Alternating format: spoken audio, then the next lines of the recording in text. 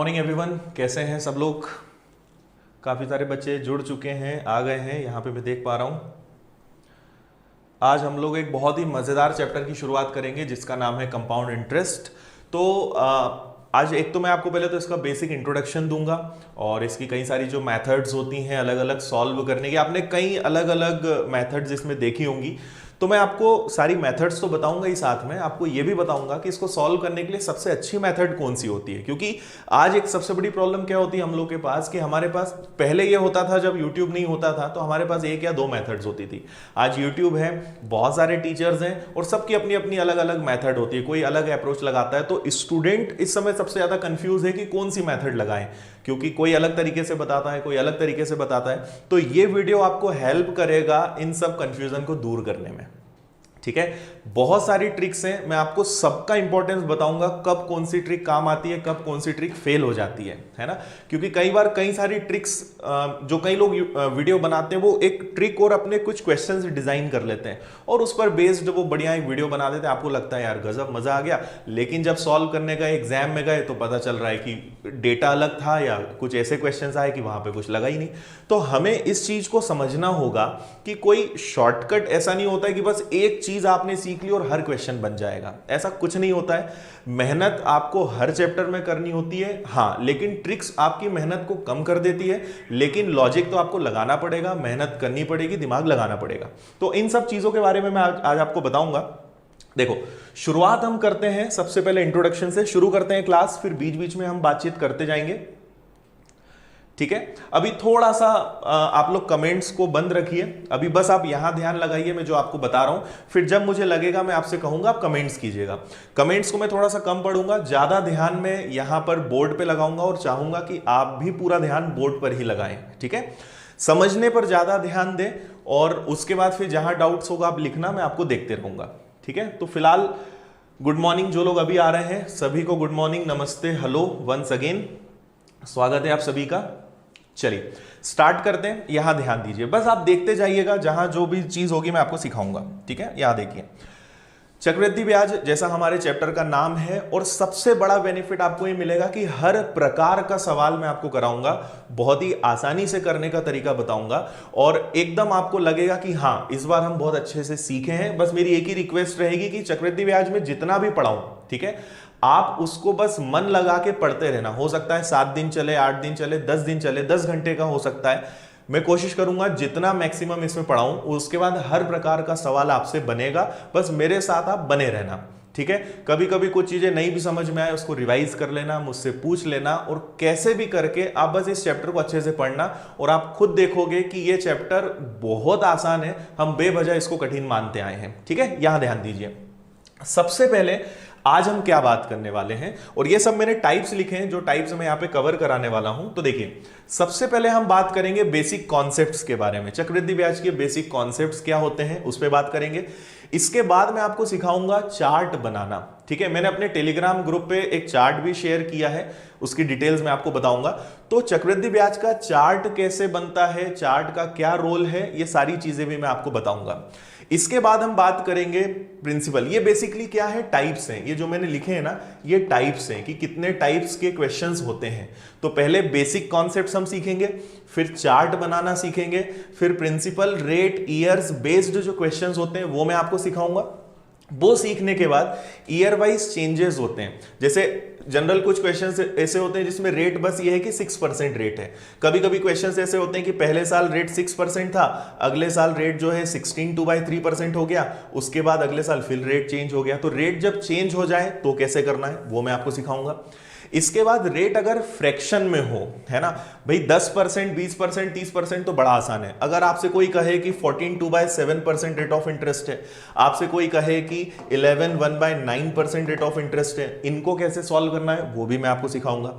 इसको सीखने के बाद हम सीखेंगे अमाउंट बेस्ड क्वेश्चन, मतलब मिश्रधन वाले सवाल। और एक चीज, इंग्लिश को देख के घबराना मत, हिंदी में इन सबको लिखना थोड़ा सा मुश्किल होता है, और क्योंकि अभी ये सब हम ही तैयार कर रहे हैं, क्योंकि अभी हमारे पास ऑपरेटर्स और हमारी टीम नहीं है, तो ये हमने तैयार किया है, इसलिए इंग्लिश में लिखा है। बाकी मैं आपको हिंदी इंग्लिश दोनों मीडियम में पढ़ाऊंगा। इसके साथ साथ आपको पीडीएफ भी प्रोवाइड करूंगा मैं, वो भी हिंदी इंग्लिश मीडियम में रहेगी, सब चीज मिलेगी। मीडियम वाइज आपको कोई प्रॉब्लम नहीं आएगी, बस यहां पे मैंने इंग्लिश लिखा है, बाकी हर चीज हिंदी इंग्लिश दोनों में रहेगी, घबराना मत उस चीज को लेकर। इसके बाद हम बात करेंगे अमाउंट बेस्ड क्वेश्चंस, मतलब मिश्रधन वाले सवाल। वो सीखने के बाद मैं आपको सिखाऊंगा कि जब डे और मंथ में आ जाए, आपसे कहा जाए कि 2 साल और 3 महीने का चक्रवृद्धि ब्याज बताओ या 1 साल और 73 दिन का ब्याज बताओ, तो इनको कैसे हल करेंगे वो हम सीखेंगे। ये सीखने के बाद फिर एक टाइप होता है प्रिंसिपल टू अमाउंट। आपको दिया जाएगा कि कुछ भी एक अमाउंट है 125 रुपए, जो 3 साल बाद वो कुछ भी 256 बन गया, तो इस टाइप के जो सवाल होते हैं, ये प्रिंसिपल दिया था, ये अमाउंट दिया था, 3 साल दे दी और आपसे पूछेगा बताओ रेट ऑफ इंटरेस्ट क्या है, तो इस टाइप के जो क्वेश्चंस होते हैं वो हम सीखेंगे। ये सीखने के बाद एक क्वेश्चन होता है टाइम्स वाला, गुना वाला। आपसे बोलेंगे कि 3 साल में कुछ रुपए 8 गुना हो गए, तो बताइए 9 साल में कितना गुना हो जाएगा। तो इस टाइप के जो क्वेश्चंस होते हैं वो हम सीखेंगे।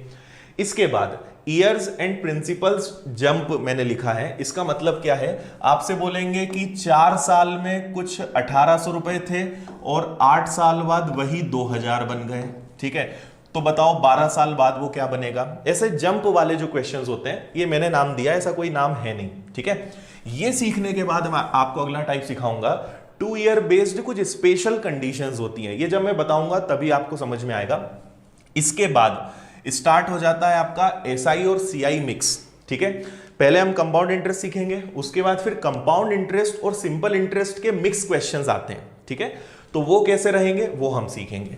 फिर इसके बाद डिफरेंस वाले क्वेश्चंस आते हैं, बहुत इंपॉर्टेंट है, आपको सिंपल इंटरेस्ट और कंपाउंड इंटरेस्ट के अंतर से जुड़े हुए सवाल दिए जाते हैं, वो मैं आपको बताऊंगा। इसके बाद इंडिविजुअल ईयर का कंपाउंड इंटरेस्ट दिया रहता है, आपसे बोला जाता है कि रेट ऑफ इंटरेस्ट 8% है और थर्ड ईयर का, 3 साल का नहीं, तीसरे साल का थर्ड ईयर का इंटरेस्ट कुछ भी दिया है 1245 रुपए, तो बताइए प्रिंसिपल क्या है। पर्टिकुलर 1 साल का आपको कंपाउंड इंटरेस्ट दिया जाएगा, तो इसको कैसे सॉल्व करेंगे वो हम सीखेंगे।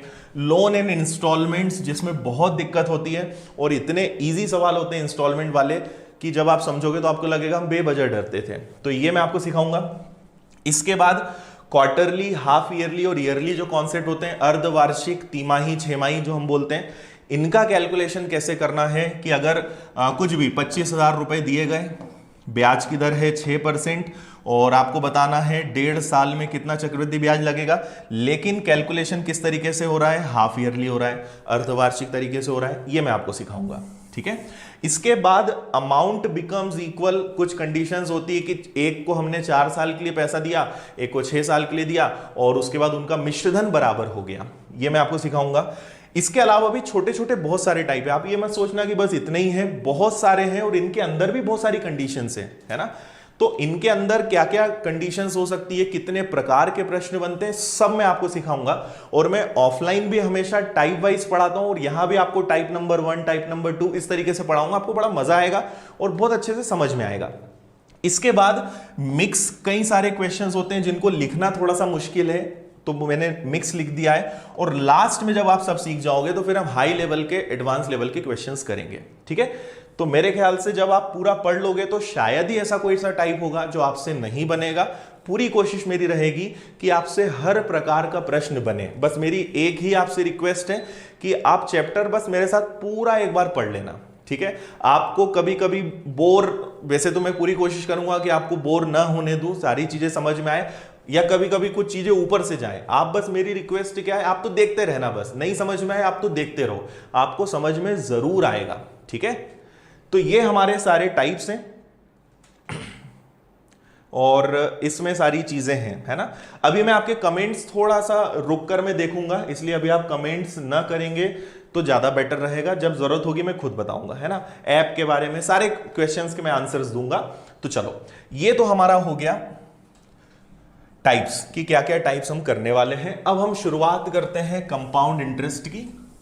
और देखो, पहले मैं आपको बताऊंगा कंपाउंड इंटरेस्ट और सिंपल इंटरेस्ट का कनेक्शन, कि इन दोनों में क्या रिलेशन है, क्या कनेक्शन है, जो आपको क्लियर होना चाहिए। फिर मैं आपको चार्ट बनाना सिखाऊंगा, फिर एक एरो वाला पूरा सिस्टम होता है वो आपको बताऊंगा, और इसके बाद मैं आपको करीबन 5-6 तरीके बताऊंगा कंपाउंड इंटरेस्ट, जो आपने अलग अलग देखे हों, कोई अलग बताता है, जैसे रेशो मेथड होती है, फ्रैक्शन मेथड होती है, एग्जैक्ट रेट वाली मेथड होती है, ठीक है। इसके अलावा कोई दिक्कत तो नहीं है यहाँ पे? ठीक है। इसके अलावा परसेंटेज आप यहाँ पे यूज कर सकते हो, फॉर्मूला यहाँ पे यूज कर सकते हो। एक और बात मैं आपको बता दूं कि मैं फॉर्मूला बिल्कुल नहीं बताऊंगा, कोई भी क्वेश्चन आ जाए मैं फॉर्मूले से आपको नहीं पढ़ाऊंगा, और फॉर्मूले को लेकर मेरी सलाह भी रहेगी कि आप फॉर्मूले के चक्कर में न उलझें तो बहुत अच्छा होगा। फॉर्मूले पे कभी मत जाना, ठीक है। खासकर अभी कंपाउंड इंटरेस्ट की बात कर रहे हैं, जब भी जिस चैप्टर में जो चीजें जरूरी होंगी मैं आपको बताऊंगा।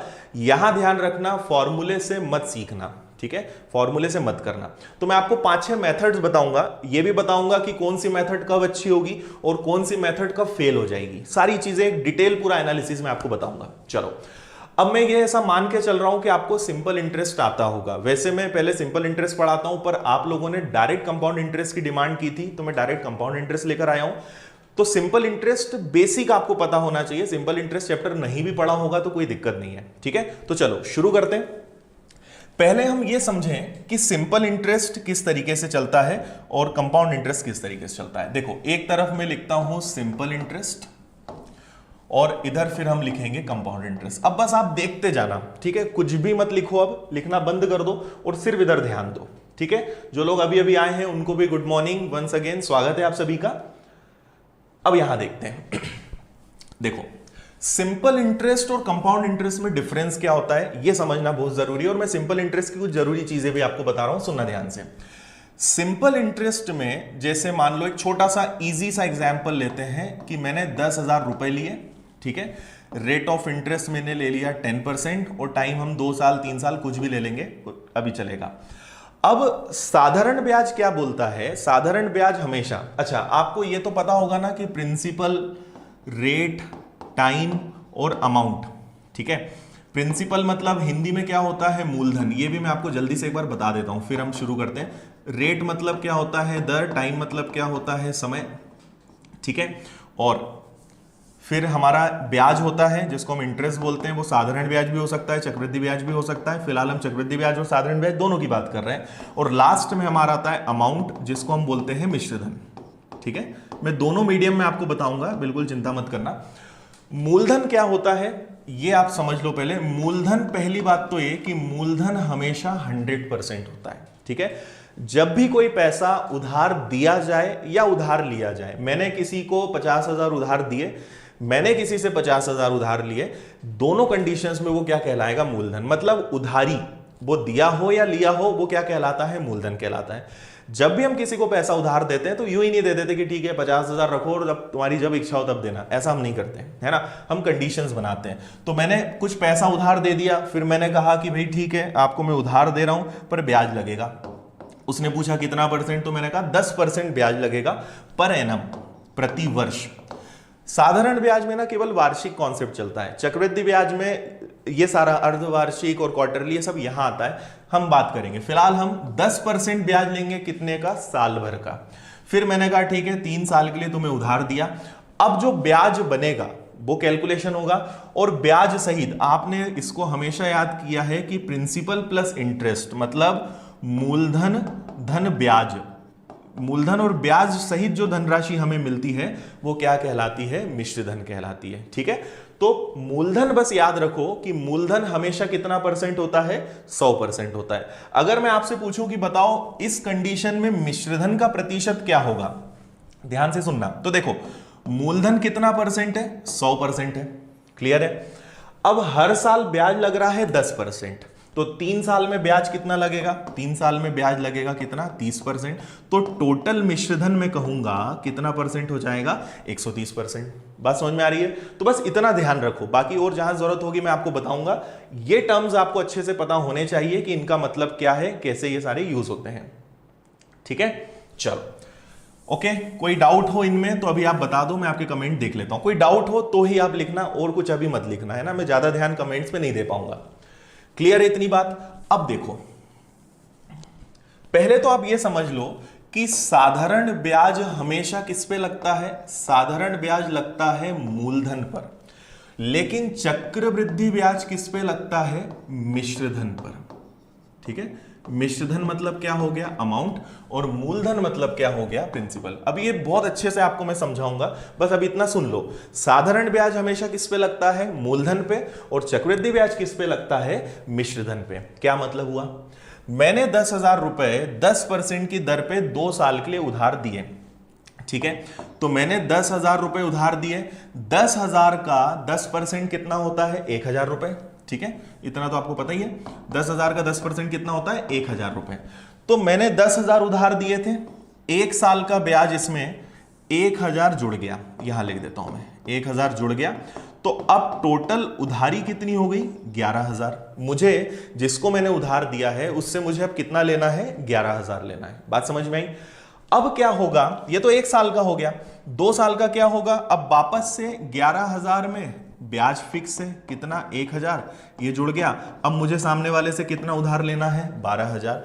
मतलब साधारण ब्याज फिक्स होता है, एक बार तय हो गया कि 1,000 रुपए ब्याज लगेगा, मतलब लगेगा। 1 साल का 1,000, 2 साल का 2,000, 3 साल का 3,000, 4 साल का 4,000, बढ़ते जाएगा। साधारण ब्याज फिक्स होता है क्योंकि वो हमेशा किस पे लगता है, मूलधन पे लगता है। लेकिन चक्रवृद्धि ब्याज में ऐसा कुछ नहीं होता, चक्रवृद्धि ब्याज हर साल बदलता है। अभी कुछ लग रहा है, अगले साल कुछ लगेगा, अगले साल बढ़ते जाएगा। क्यों, क्योंकि वो किस पे लगता है, मिश्रधन पे। इतना समझ में आया सभी को। साधारण ब्याज फिक्स है, 10,000 मैंने उधार दिया था, पहले साल का ब्याज 1,000 जुड़ गया, दूसरे साल का ब्याज 2,000 जुड़ गया, तीसरे साल का 3,000 जुड़ गया, और इसी तरीके से वो आगे बढ़ गया। इतना समझ में आया, इसमें आपको कोई दिक्कत नहीं होनी चाहिए। अब बात समझना अपने चक्रवृद्धि ब्याज की, और यह ध्यान रखना कि साधारण ब्याज हमेशा फिक्स होता है, एक बार जो तय हो गया वो हो गया, ठीक है। अब देखो चक्रवृद्धि ब्याज में क्या होगा, इसको ध्यान से समझना। जैसे मैंने 10,000 रुपए, वापस से वही कंडीशन है, 10,000 रुपए हैं, हमारे पास रेट ऑफ इंटरेस्ट है 10%, और हम ले लेते हैं फिलहाल 3 साल। सुनना ध्यान से, बेसिक आपको समझ में आएगा। तो 10,000 का 10% कितना होता है, 1,000 होता है। तो मैंने 10,000 रुपए उधार दिए थे, 1 साल का ब्याज बन गया 1,000, मतलब मुझे अब सामने वाले से कितना लेना है, 11,000। तो चक्रवृद्धि ब्याज का कॉन्सेप्ट ये बोलता है कि मैंने दिए थे 10,000, पर अब तो आपके ऊपर 11,000 की उधारी हो गई ना, तो अब मैं 11,000 पे ब्याज लगाऊंगा, ठीक है। अब 11,000 पे ब्याज लगाऊंगा, इसका मतलब कि मूलधन पे भी ब्याज लगेगा और ब्याज पर भी ब्याज लगेगा। तो अब जो 10% ब्याज लगेगा, वो 10% पता है किस पे लगेगा, 11,000 पे, ठीक है। तो 11,000 का अगर 10% निकालोगे तो वो कितना आएगा, 1,100 आएगा, ठीक है। 11,000 का 10% 1,100, मतलब टोटल कितना हो गया, 12,100, ठीक है। अब चक्रवृद्धि ब्याज क्या बोलेगा कि अब मुझे आपसे 12,100 लेना है, तो अब मैं 12,100 पर ब्याज लूंगा। तो देखो 12,100 का, सॉरी 12,100 का हम वापस से क्या लेंगे, 10%। तो 10% आपको निकालना आता ही है, बहुत आसान होता है, 1210। तो ये टोटल बन जाएगा 13,310। समझ में आया। यही अगर साधारण ब्याज होता तो 10,000 और 3 साल का ब्याज 3,000, क्योंकि वो तो फिक्स है। तो साधारण ब्याज अगर 13,000 पे है तो चक्रवृद्धि ब्याज कहां पहुंच गया, 13,310 पे। इतना समझ में आया कि नहीं आया, जल्दी से मुझे आप कमेंट करके बता दो। अब मैं आपके कमेंट्स देखूंगा, जल्दी से आप बता दीजिए समझ में आया या नहीं आया, ठीक है। मूलधन मतलब मैंने आपको बताया प्रिंसिपल, मतलब मूलधन जो भी हम उधार देते हैं, और मिक्सचर यहां पे नहीं बोलते हैं, उसको अमाउंट बोलते हैं, जिसको मिश्रधन बोलते हैं।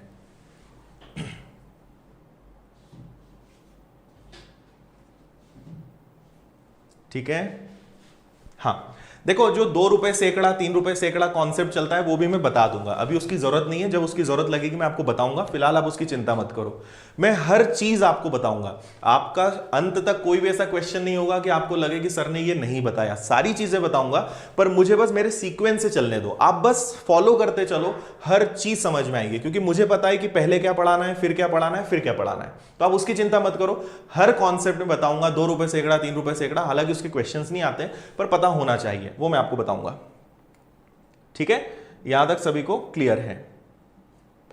ठीक है, तो मेन क्या है एक बार क्विक में बता रहा हूं। चक्रवृद्धि ब्याज क्या होता है कि जैसे ही आप एक बार आगे बढ़े, अब आपको 10,000 नहीं, मूलधन पे ब्याज बस पहली बार लगेगा, है ना। 10,000 पे ब्याज बस एक बार लगाओ और एक बार जैसे ही आप आगे बढ़े, अब उस मूलधन से कोई मतलब नहीं, क्योंकि अब ब्याज जुड़ चुका है और अब ब्याज और मूलधन दोनों पर ब्याज लगेगा। इसलिए मैंने क्या लिखा कि चक्रवृद्धि ब्याज में हमेशा ब्याज किस पे लगता है, मिश्रधन पे लगता है। मतलब मूलधन पर तो ब्याज देना ही है, ब्याज पर भी ब्याज देना है।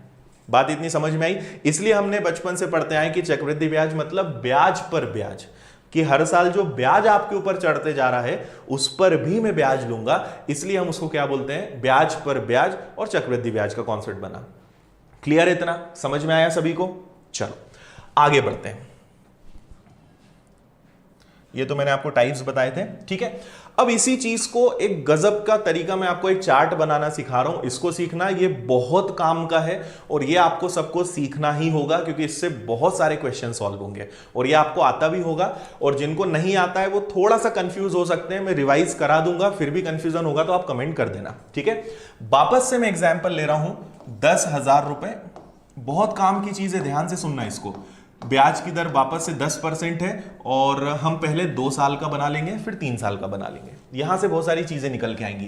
तो अब हम केवल कंपाउंड इंटरेस्ट की बात करेंगे। अब साधारण ब्याज को हम थोड़ी देर के लिए साइड कर रहे हैं, अब केवल कंपाउंड इंटरेस्ट, चक्रवृद्धि ब्याज की बात करेंगे। जहां साधारण ब्याज की जरूरत लगेगी मैं फिर आज बता दूंगा आपको, ठीक है। तो ये मैंने लिखा पहला साल और ये मैंने लिखा दूसरा साल, ठीक है। ध्यान से समझना, 10,000 रुपए पर 10% के हिसाब से 2 साल का साधारण ब्याज कैसे निकलेगा। तो 10,000 का आपको पता ही है 10% कितना होता है, वो होता है 1,000, ठीक है। तो पहले साल ब्याज कितना लगेगा, पहले साल ब्याज लगेगा 1,000, ठीक है। और इसके पहले तो कोई ब्याज है नहीं, तो 1,000 ही हमारा फाइनल है। दूसरे साल भी ब्याज कितना लगेगा, 1,000 तो लगेगा, क्योंकि 1,000 किस पे लगा, मूलधन पर चक्रवृद्धि ब्याज क्या बोलता है कि मुझे ब्याज पर भी ब्याज चाहिए, मतलब पिछले साल जो ब्याज लगा उस पर भी ब्याज दो। तो अब 1,000 तो ब्याज लगेगा, पर पिछले साल कितना ब्याज लगा, पिछले साल ब्याज लगा 1,000, इस पर भी वो 10% मांगेगा। तो इसका 10% कितना होगा, 1,000 का 10% कितना होगा, 100। तो देखो पहले साल का चक्रवृद्धि ब्याज है 1,000, लेकिन दूसरे साल का चक्रवृद्धि ब्याज कितना हो गया, 1,100। किसी को ये नहीं समझ में आया हो तो बताओ जल्दी से, ठीक है। दोनों को टोटल करेंगे तो 2,100। देखो मैं एकदम बेसिक, मैं ये मानकर पढ़ा रहा हूं कि आपको कुछ नहीं आता, आपने चक्रवृद्धि ब्याज जीवन में कभी पढ़ा ही नहीं है, इसलिए मैं एकदम जीरो से पढ़ा रहा हूं। आप आखिरी में देखेंगे बहुत एडवांस हाई लेवल के क्वेश्चंस भी करेंगे, पर मेरी आदत है मैं एकदम जीरो से पढ़ाता हूं। इसलिए आपको अगर आता भी है तो थोड़ा सा बस देखते चलो, क्योंकि बहुत सारे बच्चे हैं जिन्हें नहीं आता, और मैं यूट्यूब पर क्लास उन बच्चों के लिए लेके आया हूं जिनका बेसिक ही नहीं है, जिनको कुछ आता ही नहीं। तो जीरो से जो पढ़ना चाहते हैं उनके लिए ये क्लास बहुत हेल्पफुल रहेगी, है ना। इसलिए मैं एग्जाम्पल्स भी इजी ले रहा हूं। आगे हम बड़े बड़े नंबर्स भी लेंगे कि 12,345 तो 6,480, ये सब भी बताऊंगा, पर क्योंकि अभी मुझे सिखाना है इसलिए मैं इजी नंबर्स ले रहा हूं। आगे हम हर प्रकार के सवाल करेंगे, आप भरोसा करो मुझ पे, हर चीज बनेगी। इसलिए जिनको कुछ नहीं आता है उनके लिए ये बहुत काम की चीज है। क्लियर है यहां तक? हाँ, ये ट्रिक बहुत ओल्ड है, मैं आपको 5 तरीके बताऊंगा, आप विश्वास तो करो, थोड़ा आगे तो बढ़ो, आपको हर चीज मिलेगी यहां पर, ठीक है। बेसिक मैं बता रहा हूं, इसलिए इतना समझ में आया। अब हम इसमें आगे बढ़ते हैं। अब इसको आप ध्यान से सुनना, या एक काम करते हैं, रुको एक और स्लाइड बनाते हैं। अब वापस से हमारा वही एग्जाम्पल है कि 10,000 रुपए, ब्याज की दर वापस से 10% और समय कितना है, अब 3 साल। अब ध्यान से सुनना, तो ये मैंने लिख दिया पहला साल, ये मैंने लिख दिया दूसरा साल, और ये मैंने लिख दिया तीसरा साल, ठीक है। तो 10,000 का 10% कितना होता है, 10,000 का 10% होता है 1,000। तो पहले साल का ब्याज कितना लगेगा, 1,000। दूसरे साल का ब्याज भी कितना लगेगा, 1,000। अब दूसरे साल वाला ब्याज डिमांड करेगा कि मुझे पिछले साल के ब्याज पर ब्याज दो, मतलब किस पर ब्याज दो, 1,000 का 10% मुझे और चाहिए। तो 1,000 का 10% कितना होता है, 100। इतना हम समझ गए थे। अब तीसरे साल पे चलते हैं, ठीक है। तीसरे साल को ध्यान से समझना, इसको मैं यहां लिख देता हूं, ये इसका परसेंट हो गया। अब तीसरा साल 1,000 रुपए तो लग नहीं, देखो 1,000 तो तय है क्योंकि वो तो मूलधन पे हमेशा लगेगा, ठीक है। अब तीसरे साल पे 1,000 लगने के बाद तीसरा साल बोलेगा कि पुराने जितने भी ब्याज लगे हैं मुझे सब पे दोबारा ब्याज दो। तो अब बात समझना ध्यान से, ठीक है। अब होगा ये कि इस 1000 पे हम फिर से ब्याज देंगे। भाई 1000 पे तो आपने दूसरे साल ब्याज दिया, अभी तीसरे साल भी तो देना है, तो इसका 10% कितना होता है 100। फिर इस दूसरे साल के ब्याज पर फिर से ब्याज देना है, तो इस पर भी ब्याज कितना होगा 100, और इसको भी वो नहीं छोड़ेगा, वो बोलेगा इस ब्याज पर भी ब्याज दो, तो इसका भी 10% कितना होता है 10। तो देखो पहले साल ब्याज लगा था सिर्फ 1000, दूसरे साल ब्याज लगा 1100, और तीसरे साल ब्याज लगा 1210, और अगर आप इन तीनों को प्लस कर दोगे तो बन जाएगा 1331।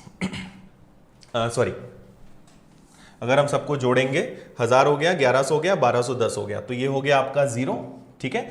एक ये हो गया आपका 2 और 1 3, और ये हो जाएगा 1 2 3 3310।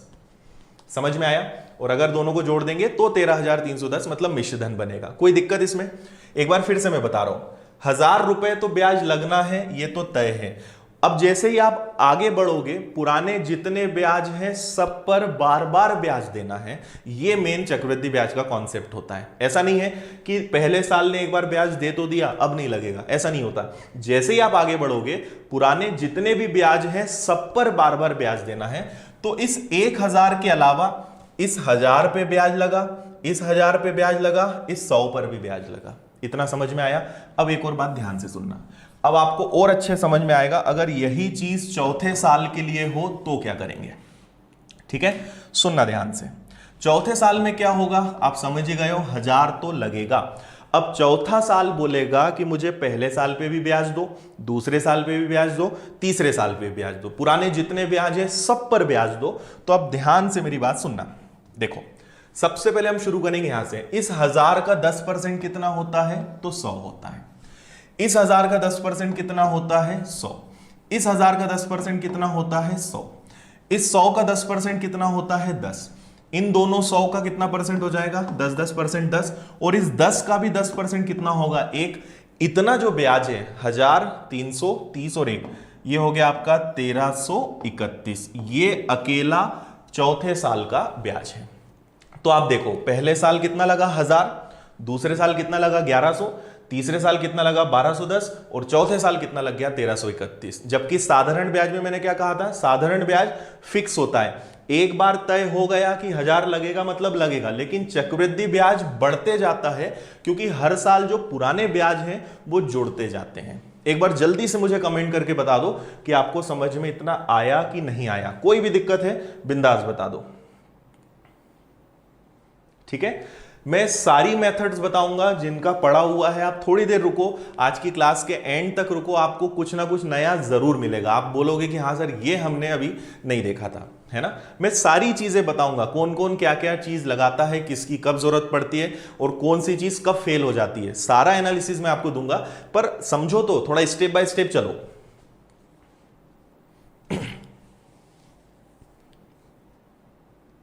हाँ देखो, ब्याज पर ब्याज नहीं होगा एक्चुअल में। वो मैंने क्या कहा कि चक्रवृद्धि ब्याज किस पे लगता है, मिश्र धन पे, ठीक है? मतलब पुराने मूलधन पर भी ब्याज देना है और पुराने ब्याज पर भी ब्याज देना है। तो इसलिए हम क्या बोलेंगे कि चक्रवृद्धि ब्याज में किस पे ब्याज लगता है, मिश्र धन पर। तो ये दोनों मूलधन थे, इन पे भी ब्याज लगा, ये ब्याज था, इस पर भी ब्याज लगा। तो मूलधन पर भी ब्याज देना है और ब्याज पर भी ब्याज देना है, ठीक है?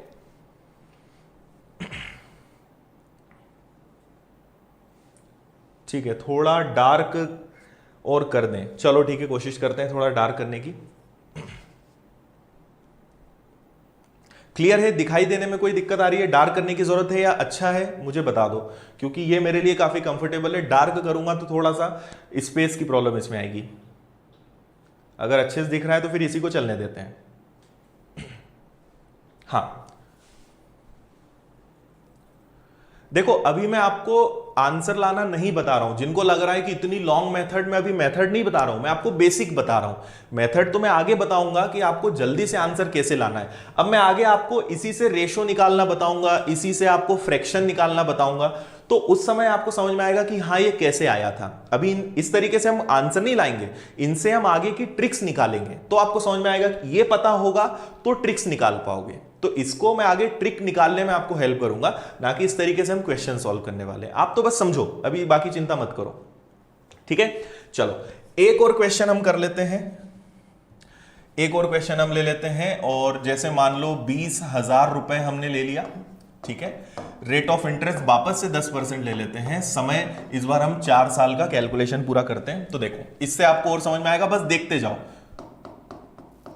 वैसे ऑफलाइन क्लास होती तो मैं आपको जरूर सॉल्व करने का बोलता, पर मैं आपकी अभी कॉपी चेक नहीं कर पाऊंगा, तो मैं ही करके बता देता हूं। आप बस मैच करना कि आपने सही किया या नहीं किया। देखो सबसे पहले क्या होगा, 20,000 का 10% कितना होता है, 2,000।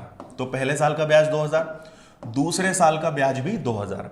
दूसरा साल बोलेगा पहले साल से कि भाई मुझे पिछले साल पर ब्याज दो, तो 2,000 का 10% कितना होता है, तो वो होता है 200, ठीक है। तीसरे साल पे आए तो 2,000 तो लगना ही है।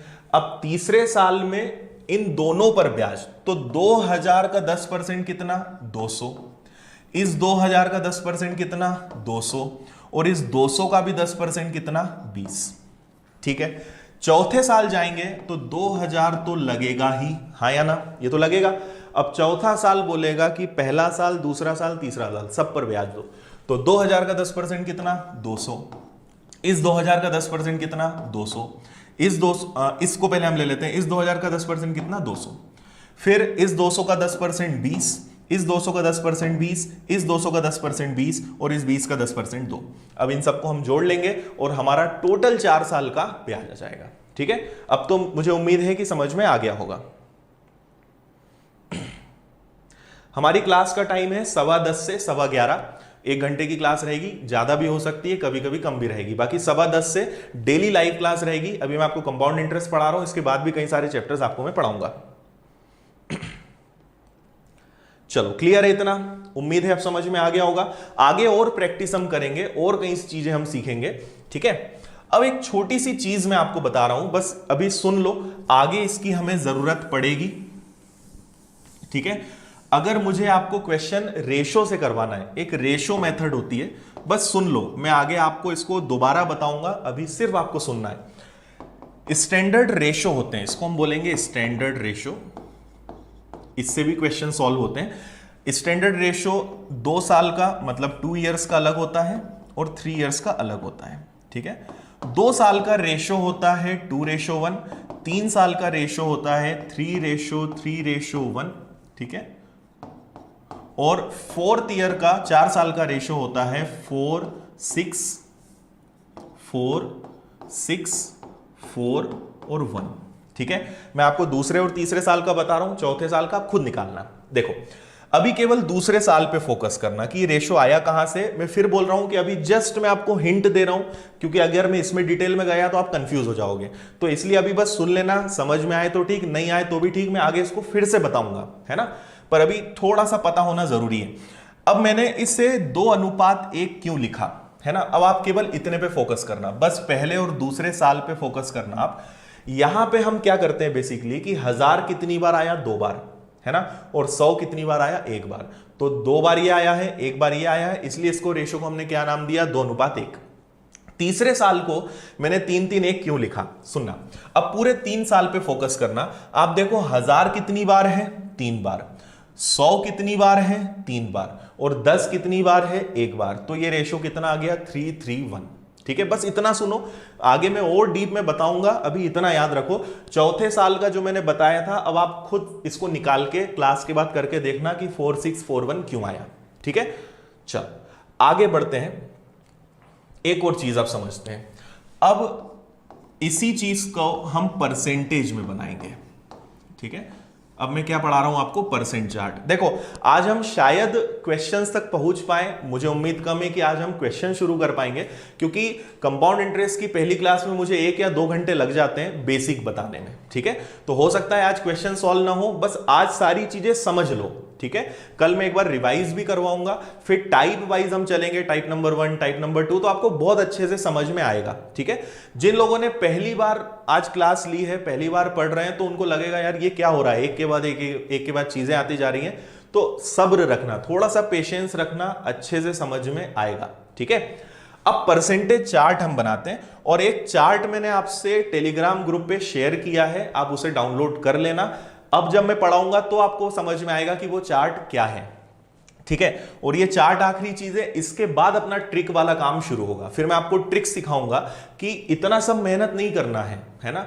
इनका सबका शॉर्टकट तरीका बना हुआ है, पर मेरी आदत है पहले बेसिक पता हो, आपको पता हो कि चीजें फॉर्मूला या कोई भी ट्रिक कैसे बनी। तो ये बेसिक से फिर मैं आपको ट्रिक निकालना सिखाऊंगा। चलो देखो, अब हम यहां पे क्या करेंगे, कंपैरिजन करेंगे। एक तरफ मैं लिख देता हूं ईयर्स, ठीक है, एक तरफ लिख देता हूं सिंपल इंटरेस्ट, एक तरफ लिख देता हूं मैं कंपाउंड इंटरेस्ट, इसको जगह ज्यादा चाहिए, और एक तरफ हम लिखते जाएंगे इनमें आने वाला अंतर। ठीक है, इसको समझना। देखो, हम यहां पे 1 साल, 2 साल और 3 साल का पहले समझते हैं, फिर इसके बाद आगे जाएंगे। हम पहले एक एग्जांपल ले लेते हैं वापस से, रेट ऑफ इंटरेस्ट। देखो 10% इसलिए लेते हैं क्योंकि समझाने में आसान होता है। मैं आपको सब सिखाऊंगा, 5%, 7%, 8%, 14 से 2/7, 11 से 1/9, 9 से 1/11, पर समझने के लिए ये आसान है। ठीक है, अगर ब्याज की दर 10% हो, ठीक है, अगर ब्याज की दर 10% हो तो कैलकुलेशन किस तरीके से चलता है साधारण ब्याज में और चक्रवृद्धि ब्याज में, वो मैं आपको सिखा रहा हूं, सुनना ध्यान से। देखो, पहले साल का साधारण ब्याज कितना होगा, 10%, और पहले साल का चक्रवृद्धि ब्याज, कंपाउंड इंटरेस्ट भी कितना होगा, 10। पहले साल इनमें कभी डिफरेंस नहीं आता। पहले साल साधारण ब्याज और चक्रवृद्धि ब्याज दोनों कैसे होते हैं, सेम होते हैं। अंतर कहां से आना शुरू होता है, दूसरे साल से। देखो, साधारण ब्याज तो फिक्स है, 1 साल का 10, तो 2 साल का साधारण ब्याज कितना, 20। मैं डायरेक्ट लिख रहा हूं 10 + 10, 2 साल का कितना हो गया, 20। चक्रवृद्धि ब्याज क्या बोलेगा, अच्छा ये 20 है तो 20 तो मैं लूंगा ही, लेकिन चक्रवृद्धि ब्याज ये कहेगा कि मुझे पिछले साल के ब्याज पर भी ब्याज चाहिए।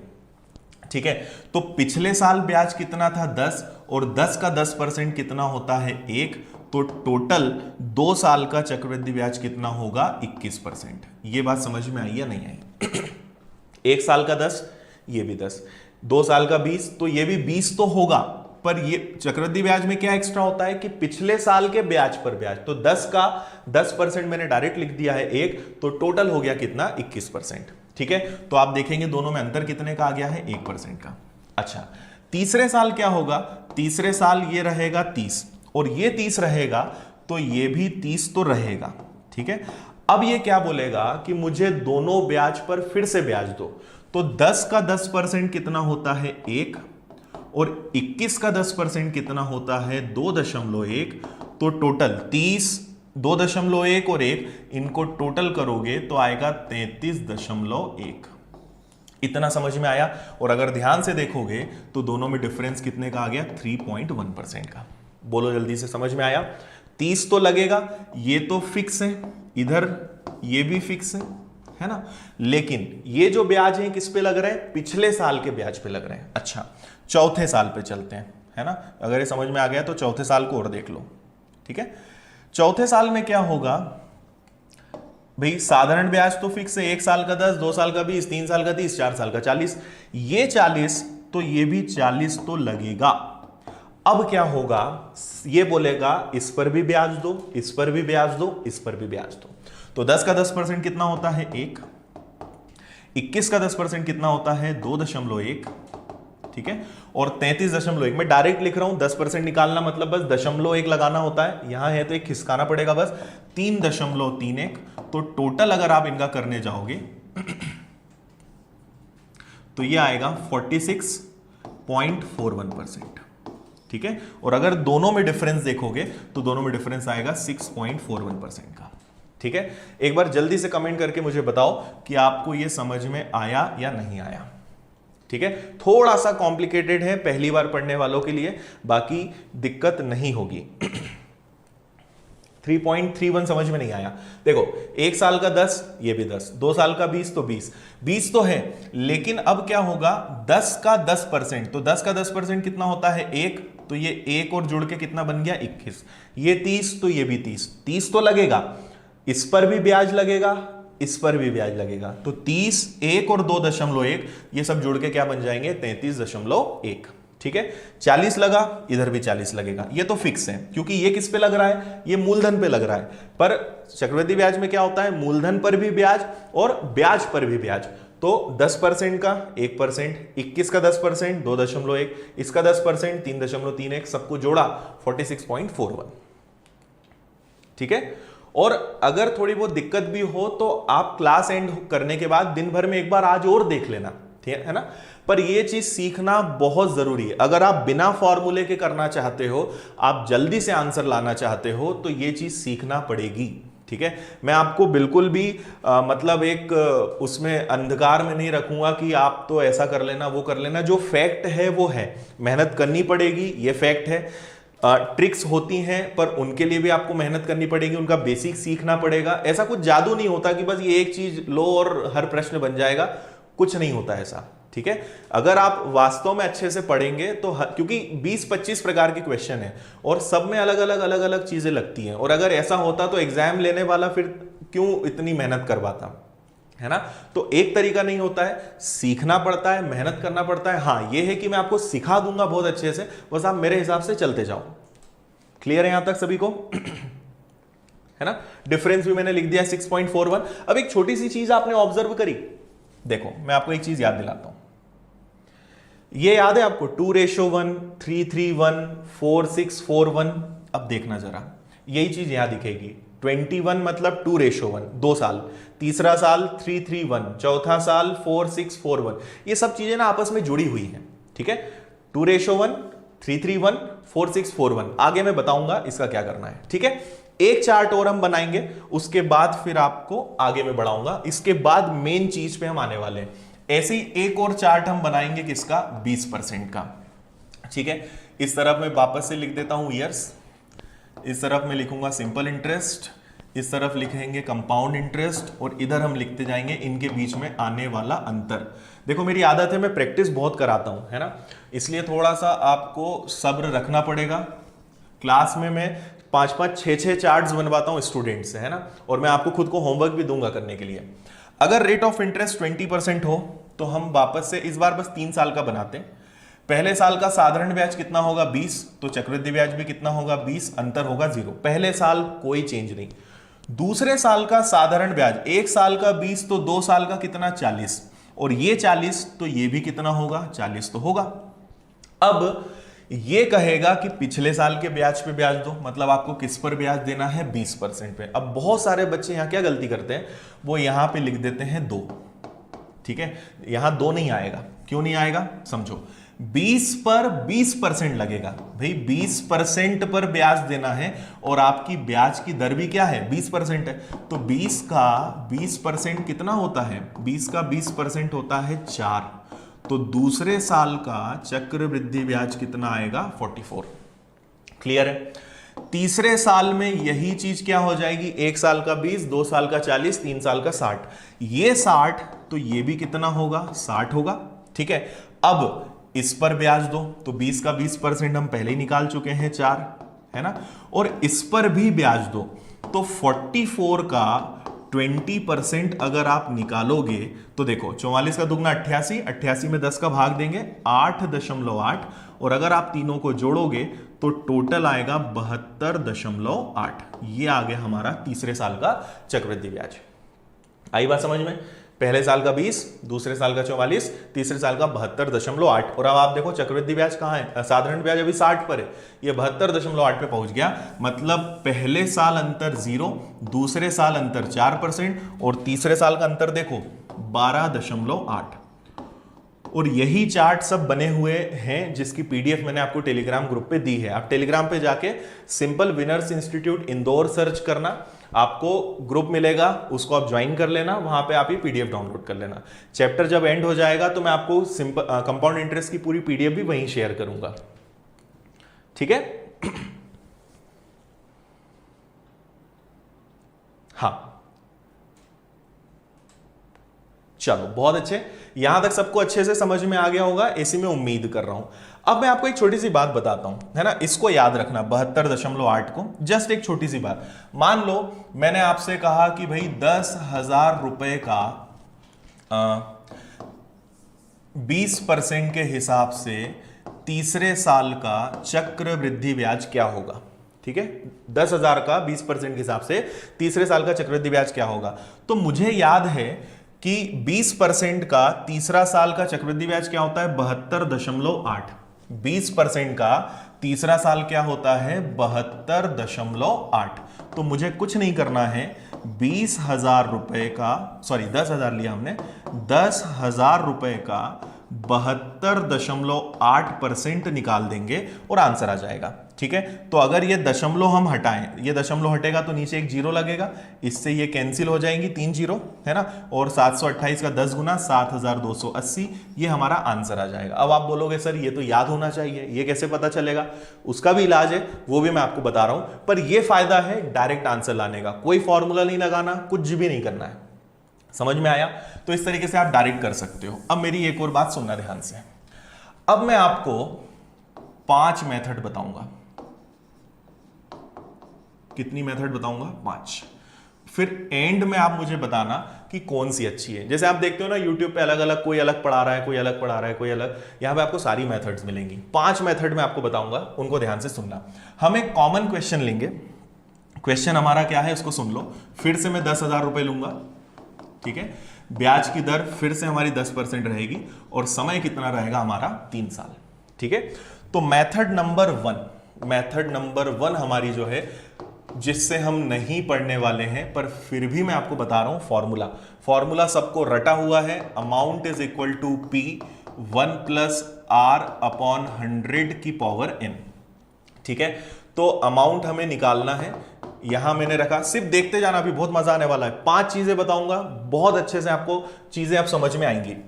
ठीक है, अब यहां पे हमने रखा 1 + 10/100 की पावर 3। फिर इसको हम सॉल्व करते हैं, तो 10,000 डायरेक्ट में लिख रहा हूं इसके आगे, है ना। इसको सॉल्व करोगे तो 110/100, 110/100, 110/100, और इसको हम सॉल्व करेंगे, ये आ जाएगा 1331। ठीक है, 1331 और एक जीरो, क्योंकि 6 जीरो से 6 जीरो कैंसिल, एक जीरो बचेगा, 13,310। पर ये भी क्या आया है? अमाउंट आया है, मिश्रधन आया है। 10,000 और घटाओ, तब जाके आपको चक्रवृद्धि ब्याज मिलेगा 3310। पहला तरीका। ठीक है, अब दूसरा तरीका समझना। दूसरा, इसी चीज को हम परसेंटेज से कर सकते हैं। एक्चुअली फॉर्मूला बना कैसे, वही मैं आपको बता रहा हूं। हमारे पास प्रिंसिपल मूलधन कितना है 10,000, ब्याज की दर कितनी है 10%। ये मैंने आपको परसेंटेज में सिखाया है। इंक्रीज डिक्रीज वाले जो क्वेश्चन है ना, कमी वृद्धि वाले, वही है ये।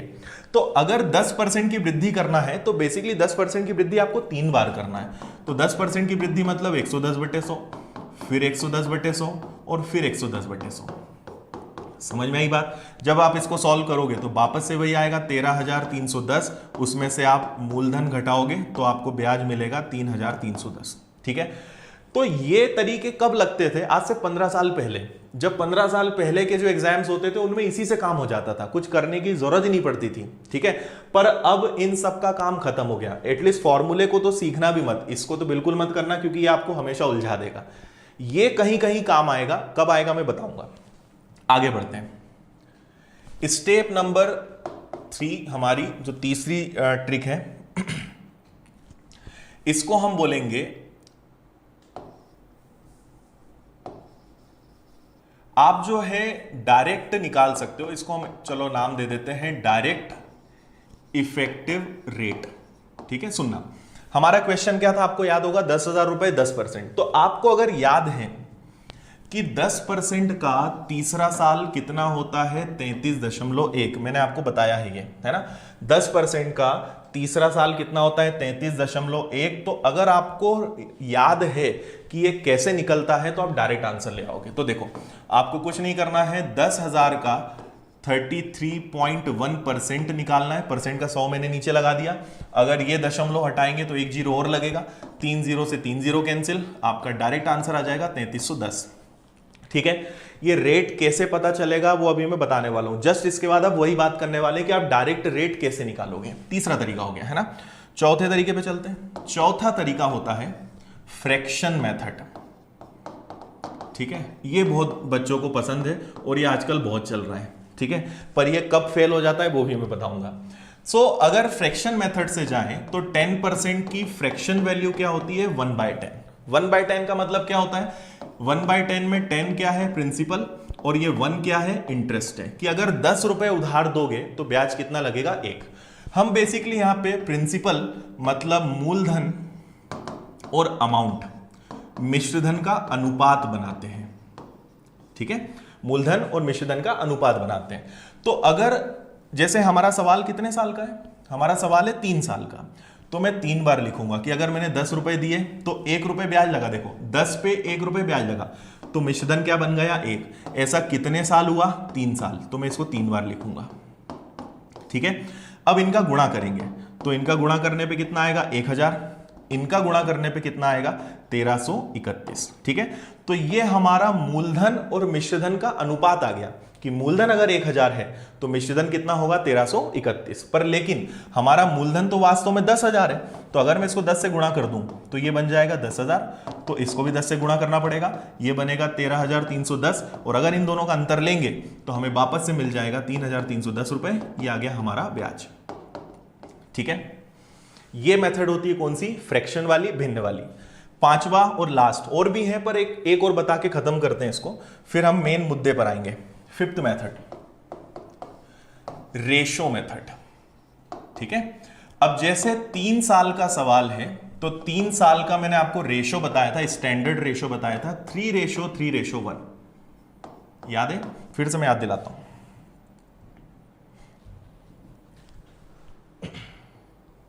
देखो ये रेशो बताया था 3:3:1, इससे अब हम इसको सॉल्व कर रहे हैं। देखो हम यहां पे क्या करेंगे, सबसे पहले 3:3:1 लिख देंगे। ठीक है, हमारा मूलधन कितना था 10,000 रुपए, और उस पर ब्याज कितना लगना है 10%, तो 10,000 का 10% क्या होता है 1,000, तो पहले 1,000 लिख दो। ठीक है, 1,000 का वापस से 10% निकालो, तो 1,000 का 10% क्या होता है 100, यहां 100 लिख दो। 100 का वापस से 10%, 3 साल है ना, तो पहले एक बार निकाला, 1,000 का 10% 1000, 1000 का 10% 100, 100 का 10% कितना 10, तो उसको यहां लिख दो। समझ में आया। अब आपको कुछ नहीं करना है, इनका बस गुणा करना है। तो ये कितना हो गया 3000, ये कितना हो गया 300, और ये कितना हो गया 10, और तीनों को जोड़ दो, आंसर कितना आ जाएगा 3310। ठीक है, तो ये जो मेथड है इसको हम क्या बोलेंगे, रेशो मेथड। ठीक है, अब देखो मेथड्स बहुत सारी हैं, सब अच्छी मेथड्स हैं, सबसे जल्दी आंसर आ जाता है, फिर करना क्या है, यहां पे हमारी बात आके रुक जाती है। ठीक है, अब आप एक चीज दिमाग से निकाल दो कि सिर्फ एक मेथड से आप हर प्रकार के आंसर्स ले आओगे। ठीक है, अब देखो मेरी बात सुनना, सबसे पहले हम बात करते हैं फॉर्मूले की। ठीक है, तो मेरी सलाह आपको रहेगी कि ये मेथड तो सीखना ही मत, इससे तो करना ही मत। ठीक है, ये हमारे किसी काम की नहीं है। हाँ, ये हमारे काम की हो सकती है, ये कब काम आएगी वो सुनना। ठीक है, ये हमें तब काम आ सकती है जब ब्याज की दर अलग अलग हो। मान लो आपसे कहा जाए कि भाई मैंने आपको 10,000 रुपए उधार दिए, पहले साल ब्याज की दर 10% थी, दूसरे साल ब्याज की दर 20% थी, तीसरे साल ब्याज की दर 30% थी। उस केस में यह मेथड काम आ सकती है ना। अब आपके कैलकुलेशन पे डिपेंड करता है, बाकी ये मेथड तभी काम आएगी जब या तो नंबर्स बहुत आसान हो या हर साल की रेट अलग अलग हो, है ना। अभी क्या था, तीनों साल ब्याज की दर 10% थी, अब यहां क्या हो गया, ब्याज की दर बदल गई, तो ये उस केस में काम आ सकती है। ठीक है, सबसे ज्यादा जो काम आएगी वो आनी है आपकी डायरेक्ट इफेक्टिव रेट, कि आप डायरेक्ट रेट ऑफ इंटरेस्ट रख दें। जैसे मुझसे कहा जाए कि 20,000 रुपए पर 20% के हिसाब से 3 साल का चक्रवृद्धि ब्याज बताओ, तो मुझे याद है 20% का तीसरा साल होता है 72.8, थोड़ी देर पहले बताया था। तो मैं बस 20,000 का 72.8% निकाल दूंगा, डायरेक्ट आंसर आ जाएगा। और ये डायरेक्ट निकालने की ट्रिक मैं इसके बाद बताने वाला हूं। तो ये सबसे आसान मेथड होती है। फ्रैक्शन वाली मेथड पता है आपको कहां काम आएगी, जब रेट फ्रैक्शन में हो। जब रेट किस में हो, फ्रैक्शन में, भिन्न में। ये मेथड आपको तब ज्यादा अच्छी रहेगी जब रेट ऑफ इंटरेस्ट 16 2/3, 14 2/7, 9 1/11, 6 2/3%। जब ऐसे रेट ऑफ इंटरेस्ट आएंगे ना, तो इससे अच्छी मेथड कोई सी नहीं होगी। ठीक है, क्योंकि देखो एग्जामिनेशर जो है वो बहुत समझदार आदमी है, वो चाहेगा कि आपको हर अप्रोच आनी चाहिए। उसे पता है कि आप एक या दो मेथड पकड़ के बैठे होंगे और वो क्वेश्चन ऐसा देगा। अब ये मेथड से अगर इस रेट ऑफ इंटरेस्ट से अगर हम इधर कहीं जाएंगे तो बड़ी दिक्कत है, आप डायरेक्ट निकाल ही नहीं सकते। आप यहां भी अगर रखोगे तो भी आपको दिक्कत होगी, उसको कन्वर्ट करना पड़ेगा। तो वो जानता है कि जिस स्टूडेंट को हर प्रकार की अप्रोच करते आएगी वही सिलेक्शन ले पाएगा। तो इसलिए ये चीज दिमाग से निकाल दो कि बस एक फंडे से काम हो जाएगा, आपको हर चीज सीखनी पड़ेगी, ठीक है।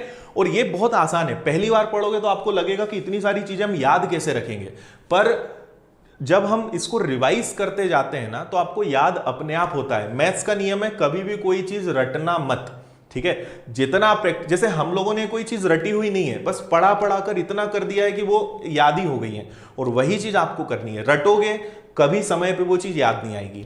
इसलिए अगर आपको याद करना है तो उसको प्रैक्टिस करो ज्यादा से ज्यादा, बार बार जब आप प्रैक्टिस करोगे अपने आप याद होगा, और तभी तो आप बाकी लोगों से अलग होंगे। आप चाहते हो कि भीड़ से हमें अलग भी होना है पर मेहनत भी कम करना पड़े, तो दोनों चीजें संभव नहीं है। मेहनत करोगे तभी आप बाकी जो भीड़ है और आप हो उनसे अलग हो पाओगे, ठीक है। तो ये मेथड कहां काम आएगी, ये मैं आपको कल सिखाऊंगा कि इन सबको कैसे हल करना है। और ये जो हमारी फाइनली मेथड है ये आप पे डिपेंड करता है। वैसे मेरे हिसाब से मैं इन दो मेथड से आपको सॉल्व करना सिखाऊंगा, ठीक है। कहीं अगर जरूरत लगी तो हम इसको भी यूज कर लेंगे, क्योंकि इसमें और जो डायरेक्ट हमारी इफेक्टिव रेट निकालने वाली मेथड है दोनों में कोई ज्यादा डिफरेंस नहीं है। तो आप इससे कर लो या उससे, इसको भी मैं और डिटेल में आपको बताऊंगा कि ये कैसे हुआ है ना, पर फिलहाल आप इतना समझ लें कि इससे भी हम क्वेश्चन को कर सकते हैं। तो अब मुझे आप एक बार जल्दी से बताओ कि कौन सी मेथड आपको अच्छी लगी। तब तक मैं पानी पी लेता हूं, बताइए कौन सी मेथड आपको अच्छी लगी।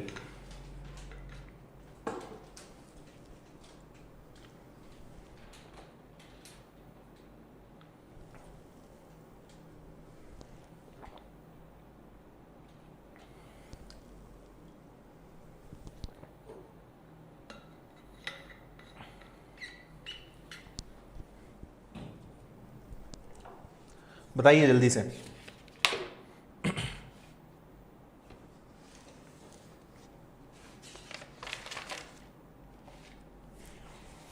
फिफ्थ वाली, डायरेक्ट वाली, ओके।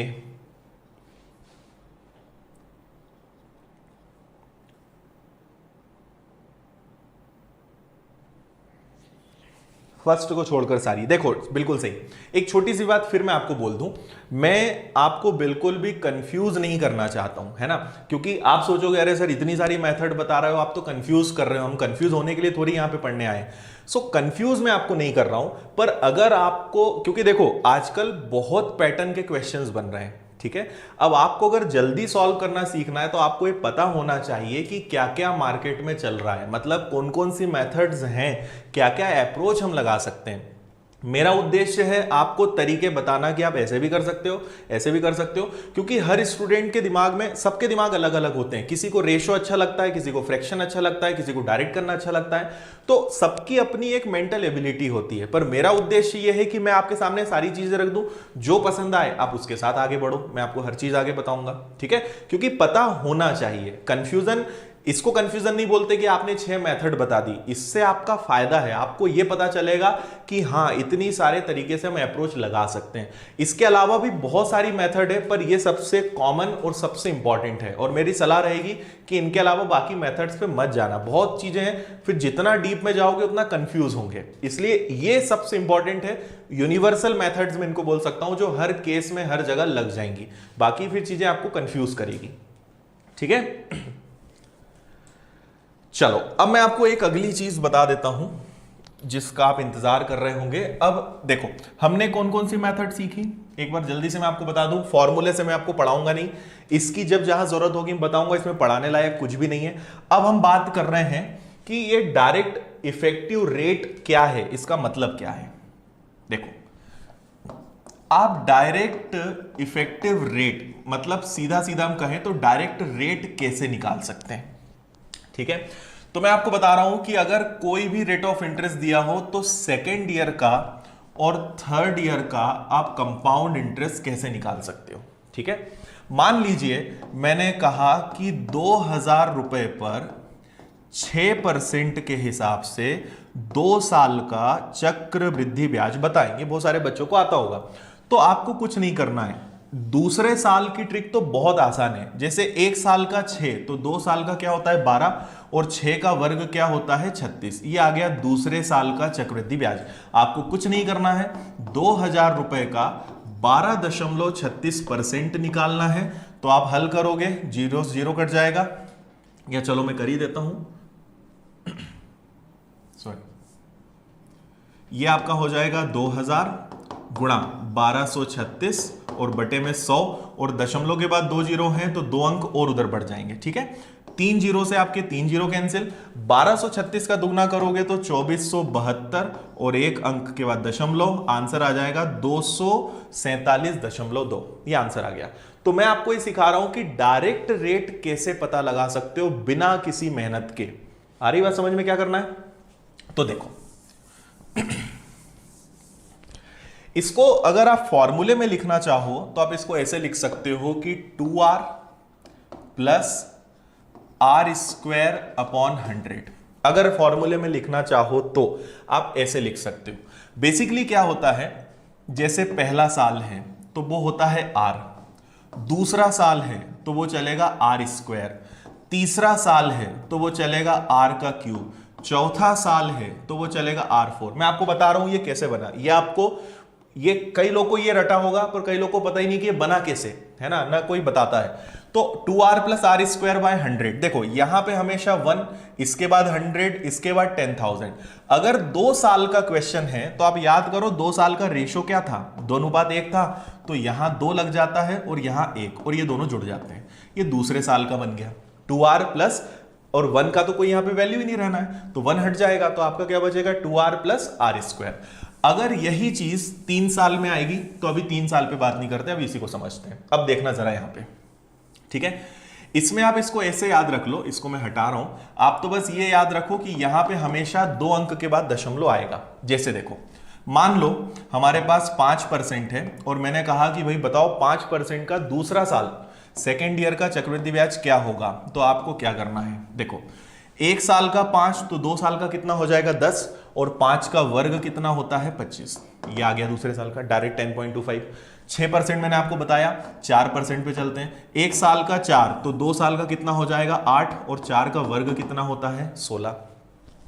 1 साल का 3, तो 2 साल का कितना हो जाएगा 6। अब ध्यान से सुनना, 3 का वर्ग, अब कई बच्चे पता है क्या करते हैं 6.9 कर देते हैं, गलत। मैंने आपसे क्या कहा कि इसमें 100 का भाग देते हैं, मतलब 2 अंक के बाद दशमलव लगेगा, तो ये क्या बनेगा 6.09%। क्लियर है इतना? फिर मैं आपसे पूछूं, ठीक है, फिर मैं आपसे पूछूं कि बताइए 9% का क्या होगा। तो 9% में आप कुछ नहीं करोगे, 1 साल का 9 तो 2 साल का 18, और 9 का वर्ग कितना होता है 81, डायरेक्ट आ जाएगा। फिर मैं आपसे पूछता हूं, अब सीखने लायक बात है, 12% का दूसरा साल क्या होगा। तो अगर 1 साल का 12 है तो 2 साल का क्या होगा 24, और 12 का वर्ग, देखो 12 का वर्ग करेंगे तो 144, और 2 अंक के बाद दशमलव, मतलब 1.44 जुड़ेगा। तो 1.44 अगर इसमें जोड़ेंगे तो ये क्या बनेगा 25.44। समझ में आई बात? डायरेक्ट 24.144 मत लिख देना। और समझो, मैंने कहा 15%, तो 1 साल का 15, तो 2 साल का कितना हो जाएगा 30, और 15 का वर्ग क्या होता है, 15 का वर्ग होता है 225, तो 2 अंक के बाद दशमलव लगेगा ना, तो टोटल कितना हो जाएगा 32.25%। बताइए जल्दी से, समझ में आया?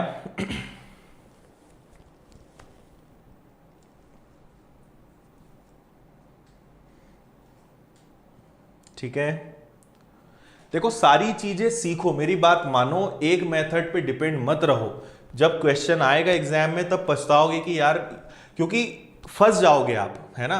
कोई सी मेथड कहीं अच्छी है, अब ये मेथड मैं आपको बता रहा हूं, अगर इस मेथड से 16 2/3% मैंने आपको दे दिया, नहीं कर पाओगे, उसके लिए आपको दूसरी मेथड सीखनी पड़ेगी। तो 2-3 मेथड आपको लेकर चलना पड़ेगी, एक तीर से आप सारे निशाने नहीं लगा पाओगे, आपको 2-3 तीर रखने पड़ेंगे और उनको चलाना भी सीखना पड़ेगा। ठीक है, ये क्लियर है? अब मुझे जल्दी से एक क्वेश्चन का आंसर दे दो सब लोग। अगर 5,000 रुपए हो, ठीक है, और रेट ऑफ इंटरेस्ट हम ले लेते हैं 7%, तो बताइए मुझे दूसरे साल का चक्रवृद्धि ब्याज क्या होगा। बताइए जल्दी से, रुपीज में आंसर चाहिए।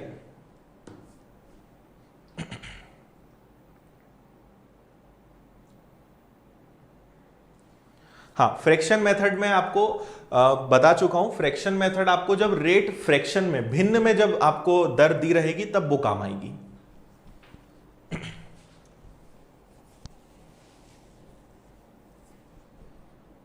ओके, प्रीति मैं एक बार और आपको समझा दूंगा, इसका आंसर आप दीजिए फिर और बता दूंगा मैं।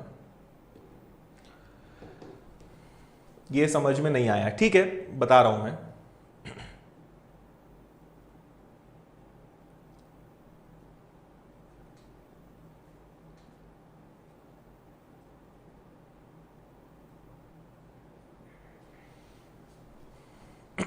इसको मैं एक बार और रिवाइज करवा देता हूं, मुझे ऐसा लग रहा है कि कई लोगों को इसमें दिक्कत है। दिक्कत होने में कोई बुराई नहीं है, आप ये मत सोचना कि अरे यार ये बन नहीं रहा है तो ये क्या हो रहा है।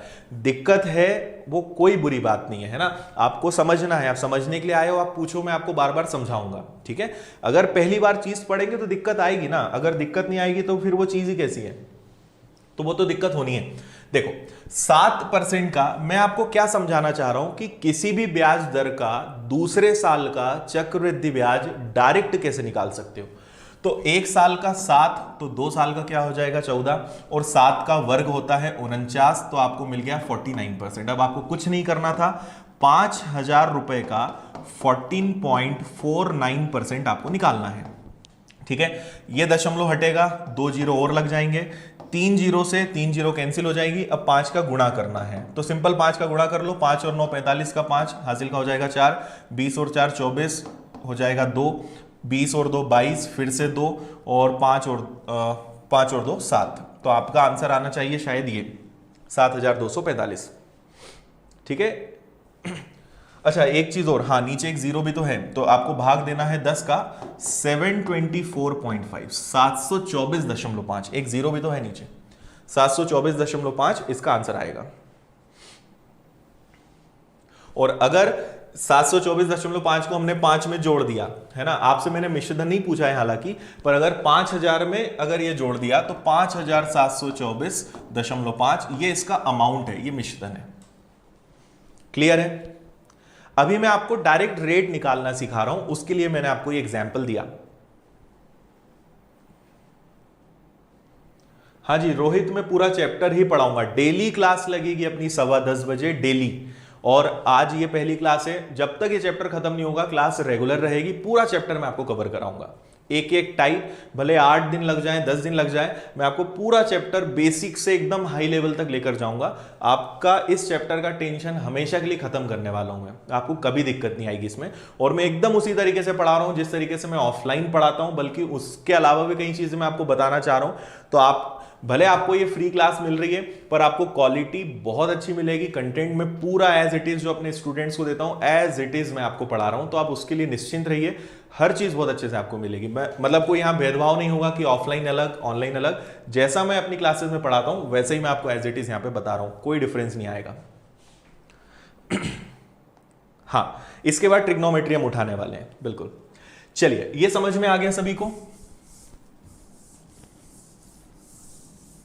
तो मैंने आपको क्या समझाने की कोशिश की कि अगर आपको दूसरे साल का चक्र, अभी तीसरे साल को दिमाग में मत रखो है ना, केवल दूसरे साल पे फोकस करो कि अगर आपको ब्याज की दर दी रहे तो आप डायरेक्ट कैसे निकाल सकते हो। तो 5% एक साल का है, तो मुझे दूसरे साल का अगर निकालना है, जैसे आपको याद होगा 20% हमने निकाला था कि अगर ब्याज की दर 20% हो तो एक साल का 20, तो 2 साल का कितना होगा 40, और 20 का वर्ग कितना होता है 400, 400 में 2 अंक के बाद दशमलव लगेंगे, तो टोटल कितना आता है 44%। यही चीज मैंने आपको सिखाई थी, आपको याद हो तो, ठीक है। ये देखो यहाँ पे सॉरी ये आगे है, ये 20% का दूसरा साल क्या होता है 44, तो यही मैं आपको डायरेक्ट निकालना चाह रहा हूं कि आप डायरेक्ट 44 या 72.8 कैसे ला सकते हो, ये मैं आपको सिखा रहा हूं। क्लियर है, ठीक है। तो इस तरीके से हम बढ़ेंगे। किसी को अभी भी दिक्कत है तो जल्दी से मुझे बताओ। परसेंटेज का पीडीएफ में शेयर कर दूंगा, बिल्कुल, परसेंटेज एक रह गया है, उसका पीडीएफ आपको मिल जाएगा। और इसी तरीके से मैंने परसेंटेज चैप्टर भी पूरा एडवांस तरीके से बेसिक से एडवांस तक पढ़ाया है, वो भी आप देख लो, क्योंकि यहां पे परसेंटेज की बहुत जरूरत पड़ेगी। परसेंटेज और रेशो, मैथ्स में 2 चैप्टर सबसे इंपॉर्टेंट है, परसेंटेज और रेशो। वैसे मैं रेशो पढ़ाने वाला था, पर आप लोगों ने कंपाउंड इंटरेस्ट की ज्यादा डिमांड की, अदरवाइज इसके बाद फिर हम रेशो भी पढ़ेंगे, रेशो चैप्टर भी पढ़ाऊंगा। पूरा मैथ्स मतलब अरिथमेटिक, एडवांस को छोड़ दें तो पूरा अरिथमेटिक दो चीजों पर बेस्ड है, पहला परसेंटेज और दूसरा रेशो। आप कोई भी चैप्टर पढ़ के देख लेना, या तो वहां परसेंटेज आएगा या वहां पे रेशो आएगा। ये दोनों मतलब हर चैप्टर की आत्मा है। कोई भी चैप्टर आप करके देख लो, आप प्रॉफिट एंड लॉस पढ़ोगे परसेंटेज और रेशो आएगा, टाइम एंड वर्क पढ़ोगे वो पूरा रेशो से सॉल्व होगा, स्पीड, टाइम स्पीड डिस्टेंस, समय दूरी चाल वाला चैप्टर पढ़ोगे वहां प्रतिशत और अनुपात आएगा। हर चैप्टर में यही चलना है। तो ये दो चैप्टर आदत बनाओ अपनी, इन दो चैप्टर्स को बहुत अच्छा करो, पहला परसेंटेज और दूसरा अनुपात। ये दोनों चैप्टर बहुत इंपॉर्टेंट है और हर चैप्टर इन्हीं से जुड़े हुए हैं। ठीक है। हाँ चलो एक और क्वेश्चन ले लेते हैं, आप लोग इतना बोल रहे हो तो एक और क्वेश्चन का आप मुझे आंसर बताओ। सिंपल लेते हैं 15,000 रुपए, ठीक है, और अगर रेट ऑफ इंटरेस्ट हम ले लेते हैं 9% और 2 साल हो तो बताइए चक्रवृद्धि ब्याज क्या होगा। करिए जल्दी से सॉल्व। हाँ एलसीएम एचसीएफ भी कर लेंगे हम, डोंट वरी।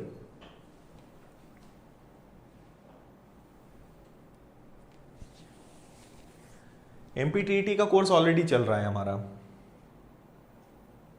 हाँ क्लासेस रेगुलर होने वाली हैं, बिल्कुल डोंट वरी। अगर मैंने आपको कमिट किया है कि ये चक्रवृद्धि ब्याज में रेगुलर आपको पढ़ाऊंगा तो वो होगा, कुछ भी हो जाए आपको बहुत अच्छे से पढ़ाऊंगा मैं। और एक बार आप पढ़ लेना, 8 से 10 घंटे का चैप्टर है, 8 या 10 दिनों में हम करेंगे, बाकी एक बार पढ़ो हमेशा का टेंशन खत्म।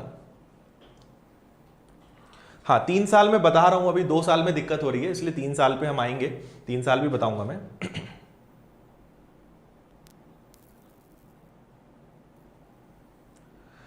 चलो तो 9% अगर मुझे निकालना है तो देखो 1 साल का 9 तो 2 साल का क्या होगा 18, 1 साल का 9 तो 2 साल का 18 और 9 का वर्ग क्या होता है 81। तो बस ये आपको पता चल गया। अब आपको कुछ नहीं करना है, 15,000 गुणा 18.81% आपको सॉल्व करना है। तो आप क्या करोगे, पहाड़े तो आपको याद है, 15,000 गुणा 18.81 बटे 100, ठीक है, दशमलव हटाओगे 2 जीरो और बढ़ेंगे, 3 जीरो से आपके 3 जीरो कैंसिल हो जाएंगे, 15 एकम 15, 15 ठी 120 और एक 21 का एक कैरी हो जाएगा आपका 12, फिर 15 ठी 120, 120 और 12 हो जाएगा 132 का 2, हासिल का आ जाएगा कितना 13 और 15 एकम 15, 15 और 13 कितना हो जाएगा आपका 28 और नीचे एक जीरो है तो यहां दशमलव लगेगा, आपका आंसर आ जाएगा 2821.5। 2 जीरो बच रहे हैं, एक बच रहा है, एक ही जीरो बच रहा है ना। तो आंसर क्या आ जाएगा आपका 2821.5। कोई दिक्कत है जल्दी से बताओ, ठीक है। इसके बाद फिर हम तीसरे साल वाला भी देख लेते हैं। अच्छा टाइम हालांकि हो चुका है।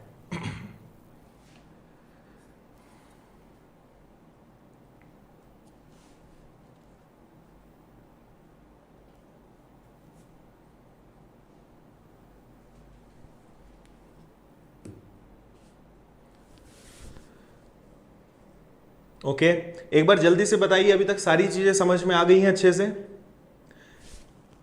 मेरी पूरी कोशिश है कि आपको बेसिक चीजें अच्छे से पढ़ाएं। देखो हमने कहां से शुरू किया था वो एक बार मैं बता देता हूं आपको, ठीक है। सबसे पहले हमने शुरुआत करी थी एसआई और सीआई कैलकुलेट कैसे होते हैं। कई लोग सोच रहे थे सर ये क्या पढ़ा रहे हो, अब आपको समझ में आएगा कि कितना जरूरी है एक एक पॉइंट।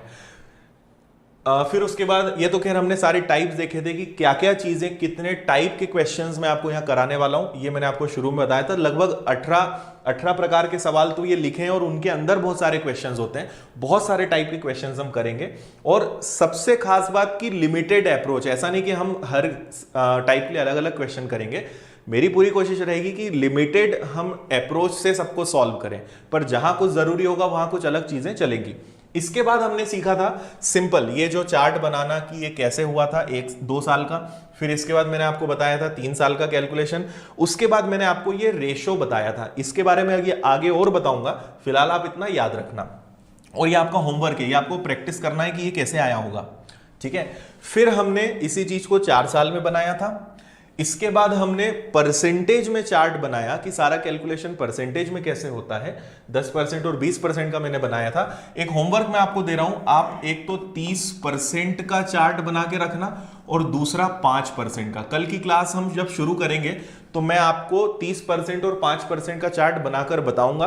तो बस छोटा सा होमवर्क है, आपको 3 साल का, जैसे मैंने 20% का बनाया है, आप 30% और 5% का 3 साल का चार्ट इसी तरीके से बनाकर रखना। जब कल की क्लास शुरू होगी तो मैं आपको बताऊंगा और फिर आप मैच करना कि आपने कितना सही बनाया। ठीक है, ये काम आप याद से करिएगा, भूलना मत। इसके बाद हमने 5 मेथड सीखी, फॉर्मूले वाली, परसेंटेज वाली, ठीक है, फिर डायरेक्ट इफेक्टिव रेट कैसे निकालते हैं, फ्रैक्शन मेथड और रेशो मेथड, जिसमें थोड़ा थोड़ा कंफ्यूजन हो सकता है। जब हम आगे क्वेश्चंस करेंगे, प्रैक्टिस करेंगे तो आपको ये अच्छे से समझ में आएगा, उसकी चिंता मत करो। प्रैक्टिस कराने की जिम्मेदारी मेरी, याद कराने की जिम्मेदारी मेरी, आपको बस एक ही जिम्मेदारी लेना है, रिवीजन की, कि आप बस इन चीजों को रिवाइज करते रहना, सब चीज दिमाग में बैठेगी, कोई दिक्कत नहीं आएगी। इसके बाद हमने क्या देखा था, इसके बाद मैंने आपको ट्रिक बताई है डायरेक्ट, है ना, या तो आप इसका यूज कर लो, मैंने इसमें पुट करना नहीं बताया। जैसे मान लो 5% है तो आप आर है, ये रेट है ना, रख दो उसको, तो यहां रखोगे तो 2 गुणा 5 प्लस आर स्क्वायर, मतलब क्या हो जाएगा 5 का वर्ग, और बटे में क्या हो जाएगा 100, तो ये हो जाएगा आपका 10 प्लस 25/100, और 25/100 मतलब 0.25, इसलिए ये क्या बनता है 10.25। तो 2 साल में इसको यूज ना करो तो ज्यादा बेटर है, डायरेक्ट करने की कोशिश करो, बढ़िया रहेगा वो। उसके बाद फिर मैंने आपको कुछ सिंपल से क्वेश्चंस कराए। ठीक है, तो मेरे ख्याल से आज हमें यहीं रुकना चाहिए।